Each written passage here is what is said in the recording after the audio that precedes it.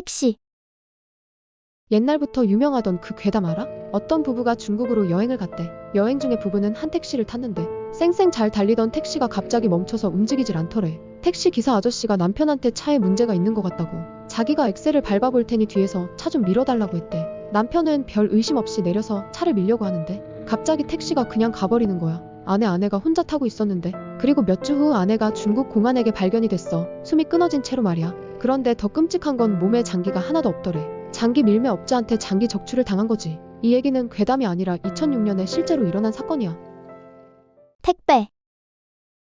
중학교 3학년 때 겪은 실화인데 취미생활 하려고 용품 시키고 택배 기다리던 중이었어. 앱으로 확인해보니 오늘 온다길래 학교 끝나자마자 집에 갔거든. 엄마 아빠는 일 가시고 나는 외동이라 집에 혼자 있는 날이 많은데 그래서 그날도 집에 와서 혼자 TV 보고 라면 먹고 있었어. 한 오후 6시 정도 됐나? 누가 문 두드리면서 택배 왔습니다. 그러는 거야. 그래서 나가려던 찰나에 뭔가 느낌이 이상한 거야. 원래 이 택배사에서 오신 분은 내 이름으로 뭐뭐뭐씨 부르는데 이 사람은 그냥 택배 왔습니다. 그래서 혹시 모르니까 문 앞에 두고 가세요 했어. 그리고 문 열어서 확인하려다 혹시 문 앞에서 기다리고 있는 거 아닐까 하다가 내 망상인가 내가 너무 간 생각을 한 걸까 하던 참에 전화가 왔는데 택배 기사분이더라. 받으니까 오늘 택배 8시에서 10시 사이에 도착한다고. 그럼 방금 왔다 간 사람은 누구였을까? 엄마가 조금 지나고 7시쯤 집에 오셨는데 문 앞에 뭐 있냐고 물어보니까 아무것도 없대. 지금 생각해도 소름 끼치고 그날 문을 열었으면 무슨 일이 있었을지 너무 무섭다. 점검. 중학생 때 집에서 컴퓨터 하고 있는데 어떤 아저씨가 아파트 무슨 점검날이라 확인하러 나왔다고 초인종을 눌렀어. 가스 검침처럼 오는 건가? 하고 아무 생각 없이 문 열어주고 확인하라고 했어. 무슨 장비 가방을 메고 부엌 쪽으로 가더니 싱크대 밑이 새지는 않나 확인한다고 했고 나는 아무 의심 없이 거실에서 컴퓨터를 마저 하고 있었어. 그리고 몇 분 뒤에 아저씨가 점검 끝났다며 나갔고 난 뭐 그런가 보다 했지. 근데 퇴근하고 오신 엄마가 부엌 서랍 안쪽에 돈을 두셨는데 사라졌다고 그러시는 거야. 아까 오후에 무슨 점검한다고 아저씨 왔다 갔다고 말씀드리니? 오늘 점검하는 날 아니라고 무슨 소리냐고 놀라셨어. 경비실에 물어보니 아파트 점검일 아니라고 그런 사람 올 리 없다고. 알고 보니 그냥 도둑이었고 사실 나를 어떻게 했을 수도 있는데 돈만 가지고 나가서 다행이란 생각도 들고 내가 딴짓해서 망정이지 그 옆에서 내가 보고 있기라도 했었다면 상상만 해도 무섭고 지금도 종종 소름 돋아. 그 뒤로 부모님 안 계실 때 누가 초인종 누르면 경계하게 되고 쥐 죽은 듯 있었던 기억이 있어. 사고.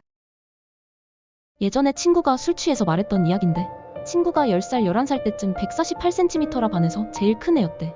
얼굴도 이뻐서 승무원 준비한다고 아기 때부터 진로 정하고 열심히 관리도 하고 공부했었대.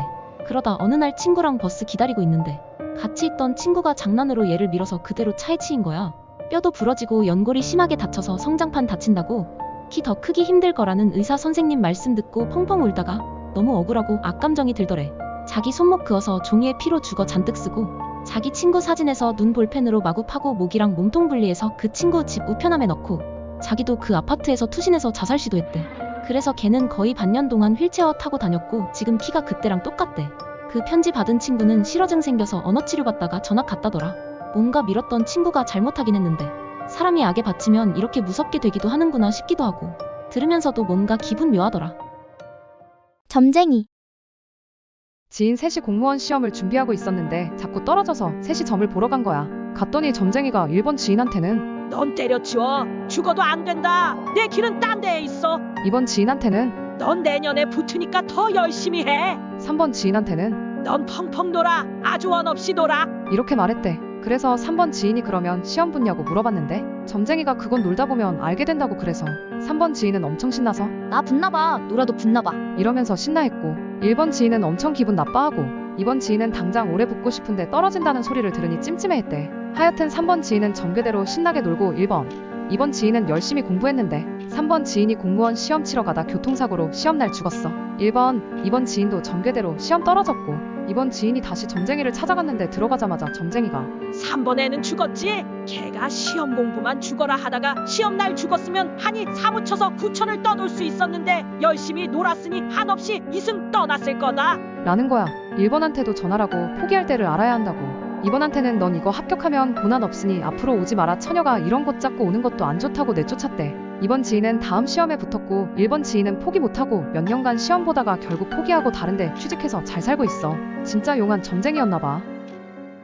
힘들던 시기.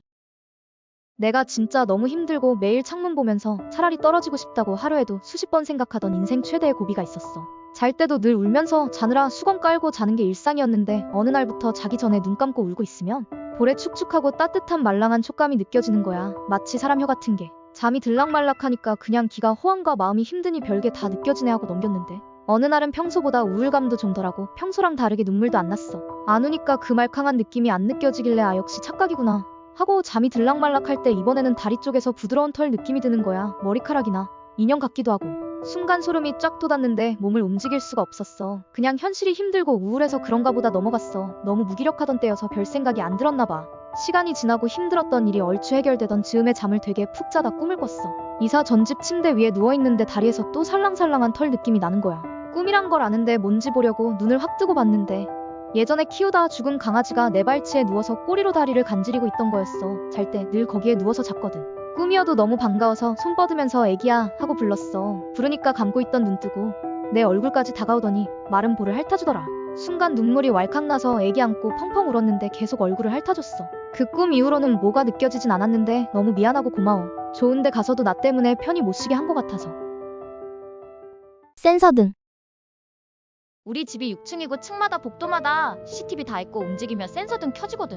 그래서 보통 1층에서 나오는 CCTV 화면을 확인하고 올라가. 그날도 계단이나 층에 누가 있나 화면으로 확인했는데 불 다 꺼져 있고 아무것도 안 보이길래 운동한답시고 계단으로 2칸씩 성큼성큼 올라갔어. 내가 올라갈 때마다 센서 등이 하나 둘 켜지고 우리 집 바로 아래층에 왔을 때 불이 딱 켜지는데 계단 바로 옆집 문 앞에 어떤 남자가 문에 코가 닿을 듯 가까이 가만히 서서 중얼중얼거리고 있는 거야. 와 진짜 너무 깜짝 놀라서 으악 하고 한 발 물러섰다가 빠르게 우리 집으로 뛰어 올라가서 빛의 속도로 비번 풀고 문 닫았는데 너무 놀라서 주저앉았어. 불이 다 꺼진 곳에서 아무 움직임도 없이 그 집 문 앞에 서서 뭐 하던 걸까? 내가 놀라는 와중에도 날 보지도 않고 계속 꿈쩍도 안 하고 그 자리 그대로 서 있었어. 지금은 다행히 비상등이 생겨서 불이 꺼져 있어도 사람이 있는지 없는지 다 보여서 그 이후로 더 습관적으로 확인하고 올라가.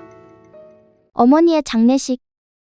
아주 예전에 TV에서 본 건데 어떤 남자의 어머니가 갑작스레 돌아가셔서 장례를 치르게 됐어. 근데 생전 처음 보는 노인이 밥을 먹고 있기에 친인척 같지는 않아서 실례지만 고인과 어떤 사이셨냐고 여쭤봤어. 대답 없이 밥만 계속 드시더니 한참 뒤에 안 죽었어.